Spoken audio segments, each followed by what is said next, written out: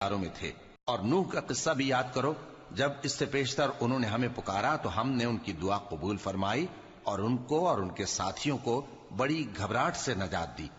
اور جو لوگ ہماری آیتوں کی تکذیب کرتے تھے ان پر نصرت بخشی۔ وہ بے شک برے لوگ تھے، سو ہم نے ان سب کو غرق کر دیا۔ اور داؤد اور سلیمان کا حال بھی سن لو کہ جب وہ ایک کھیتی کا مقدمہ فیصل کرنے لگے جس میں کچھ لوگوں کی بکریاں رات کو چر گئیں اور اسے روند گئی تھیں، اور ہم ان کے فیصلے کے گواہ تھے،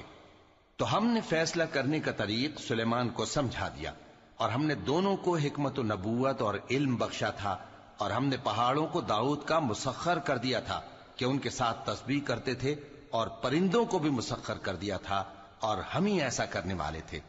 اور ہم نے تمہارے لیے ان کو ایک طرح کا لباس بنانا بھی سکھا دیا تاکہ تم کو لڑائی کے ضرر سے بچائے، پس تم کو شکر گزار ہونا چاہیے۔ اور ہم نے